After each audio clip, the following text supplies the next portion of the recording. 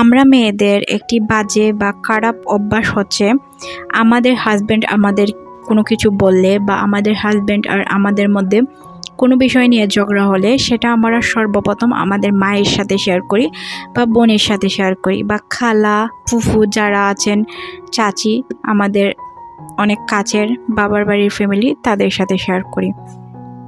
যেটা প্লিজ একদমই করবেন না। কারণ আপনি যখন আপনার মাকে বলবেন যে আপনার হাজব্যান্ড আপনাকে বকা দিয়েছে বা আপনার সাথে খারাপ ব্যবহার করেছে, তখন আপনার মা আবেগের জায়গা থেকে অনেকটাই বেশি কষ্ট পাবে।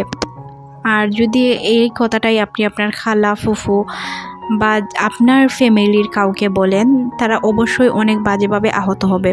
কারণ তারা আপনাকে অনেক আদর যত্নে স্নেহে বড় করেছে।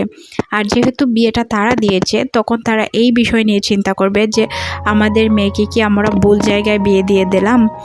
আর হয়তো আপনার হাজব্যান্ড আপনি যেইভাবে কথাটা বললেন ওইভাবে সে এতটা খারাপও না, বা সে কথাটা এইভাবে বলতে চায়নি, বা তার ভিতরে হয়তো তখন এই বিষয়টা কাজ করেনি। হয়তো আপনাদের সম্পর্কটা, আপনার হাজব্যান্ড সকালে আপনাকে গালি দিয়ে গিয়েছে, দুপুরে এসেই ঠিক হয়ে গেল বা বিকালে এটা ঠিক হয়ে গেল।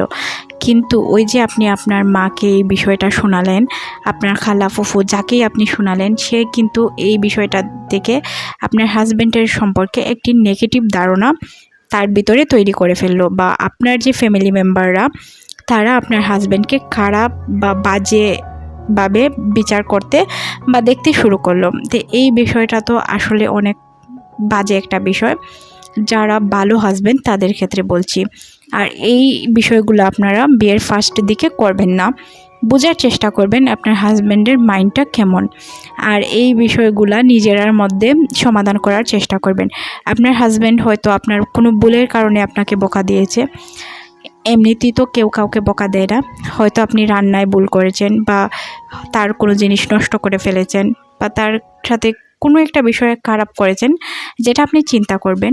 আর সেকেন্ড যে বিষয়টা বলবো, যদি দেখা যায় যে আপনি এইগুলোর মধ্যে কোনোটাই করেন নাই, তাহলে আপনি বুঝতে পারবেন হয়তো আপনার হাজব্যান্ডের এই সময়টায় মেজাজটা তার গরম ছিল বা খারাপ ছিল।